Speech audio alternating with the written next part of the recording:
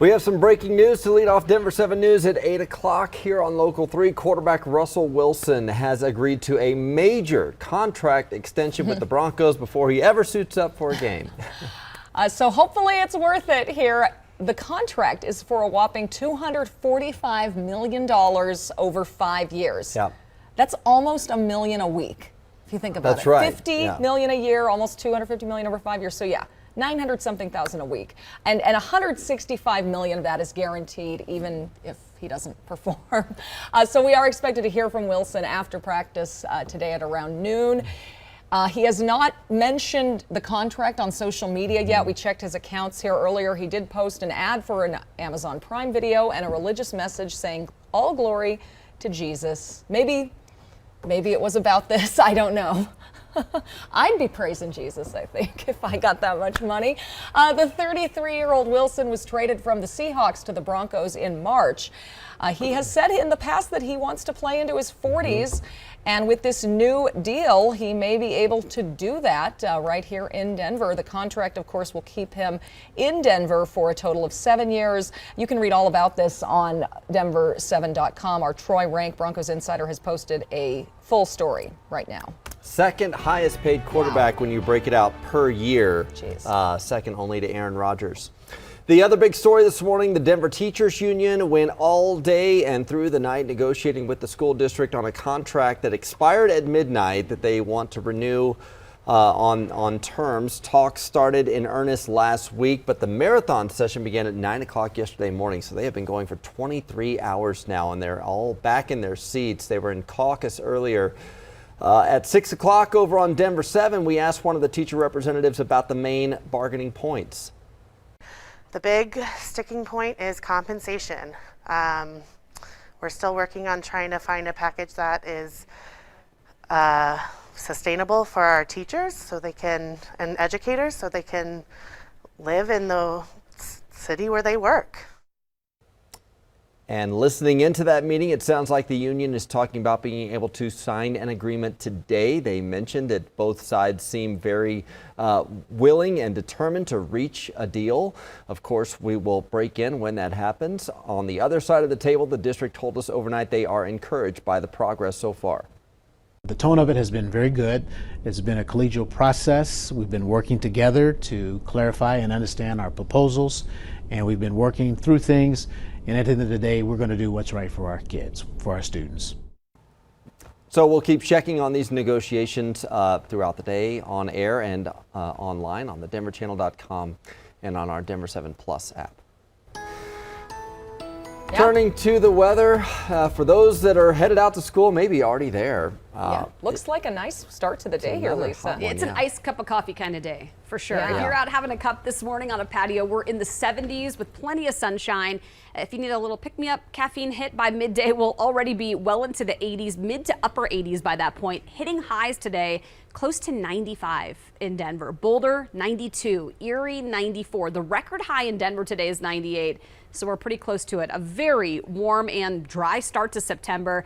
It's going to be packed up at Rocky Mountain National Park here this weekend. You've got a beautiful start. We'll see a few thunderstorms pop up in the mountains here this weekend. A pretty isolated activity today. A slightly better chance for a little rain, lightning, and thunder there tomorrow. We'll have your full mountain and Denver forecast here if you're staying in town for the Labor Day weekend coming up in just a few minutes. And it's good driving weather. If you're going to be driving around the state, it's good weather for the taste of Colorado across downtown Denver. And you're going to see a lot of folks heading up to Wyoming here along I-25. This is up by Windsor. And you can see it looks great for us right now. And all the overnight, over the weekend, construction will be on hold for the holiday. Take a look at the drive up that way. We've had a serious crash over by Pelican Lakes on 257 between Windsor and the bypass, basically. So it is causing some delays over there if you're going to be up in that area. The rest of the drive around Metro Denver looks pretty standard for you. There's a lot of heavy traffic on I-25 into the city. Earlier problem near 104th long since cleared. A little busy for you on I-70 across downtown, south side of town. Looks like they cleared up the crash that we had on Quincy right by Parker Road, and still a little bit busy for us out to the west side as well. Denver's police department will soon have new leadership. Current Chief Paul Pazin will retire next month. And Denver 7's Veronica Acosta has more on the interim chief who will take over next week. The mayor has already nominated a veteran with the Denver Police Department. This is a senior supervisor who's overseen the department's biggest challenges, most recently the police shooting that happened in Lodo. We're talking about Division Chief Ron Thomas. He's actually been with the department since 1989. He's often the one to update us all during breaking news scenes in the city, whether it's really early in the morning, really late at night, maybe even overnight as well.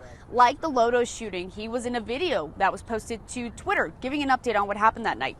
If confirmed by City Council, Thomas is coming into a bit of a tough time within the department and also within the city as well. There's a big increase in crime and officers are really under the microscope right now after what happened in Lodo. We spoke with Division Chief Thomas about a month ago during National Night Out. This is an event that's typically meant to help bridge the divide between police department and community. We certainly had some challenges in the downtown core, things that we're focused on improving, and we certainly need the community's help. And so, once again, we want to continue to strengthen that partnership with members of the community.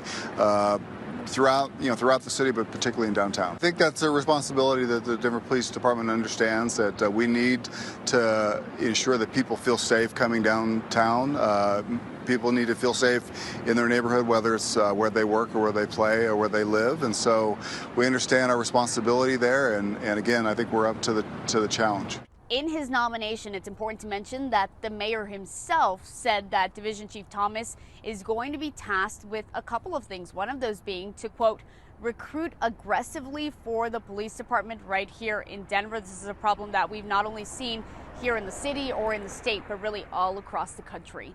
Division Chief Thomas will take over interim duties in about 5 days, September 6th on Tuesday. In Denver, I'm Veronica Acosta, Denver 7.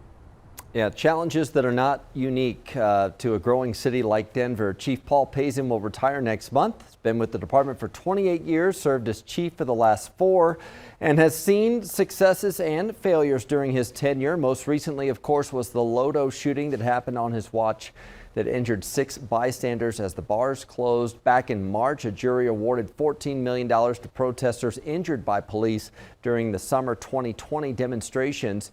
But the chief also helped launch the STAR program, which sends mental health professionals to lower level 911 calls instead of uniformed officers. And that program has been considered a model for other departments around the country. Today, the CDC will meet to come up with guidelines for a fall COVID booster. Yesterday, the FDA fully authorized boosters specifically targeting the 2 Omicron subvariants. Once the CDC approves the recommendations, the Denver Gazette reports Colorado will begin receiving the majority of its shots after Labor Day. Today is the last day you can order free COVID tests from the federal government. You will still be able to get them from the state, though. You can pick up home tests from different locations like recreation centers and libraries. Just call to make sure they have them first. The state says they are also reevaluating the areas that are likely to have spikes in COVID cases this fall, and they say they'll make sure supply of the tests matches demand. With kids back in the classroom, you might be worried about them getting sick. Too late in my household, but new data shows kids are way less likely to get long COVID than adults. Doctors at Children's Hospital Colorado analyzed medical records of about 660,000 kids from all over the country, and less than 10% were positive for long COVID. So far, the rate for adults contracting long COVID is anywhere from 10 to 30%. That's according to different studies. Hey, taking a live look now from the city of brotherly love. This Thursday, we lost the live look. Oh well, Denver 7 will be covering the president's speech tonight. He'll be speaking in prime time outside Independence Hall in Philadelphia. The White House says the speech will be about the continued battle for the soul of the nation. Biden is expected to make the case that the political movement led by former President Trump poses a threat to democracy. Again, we will be streaming the president's speech live tonight on our digital platforms starting at 6. Also today, a Florida judge will decide whether a special master will review classified materials seized from former President Trump's home in Florida. A federal judge, Eileen Cannon, is a Trump appointee. In a court filing last night, Trump's legal team argued the search of his Mar-a-Lago estate was aimed at criminalizing a former president. If you ride RTD today, you have to start paying again. They had a free month in August. The free rides are now over, though. And a new way to pay. Yes, you have to. Yeah, you're going to have to use the same way, but in a new way. Does that make sense? No. You're going to need to update the app. It's still called My Ride, and you can find it by searching for My Ride on any of your app stores. But what you need to do is make sure that it is updated, because there's a bunch of new features in the My Ride app, and where you can buy actually tickets with the app, use it on your phone as your transit pass, just like that. So you actually use that scanner and on the buses and the trains to then get on and use that as your ticket.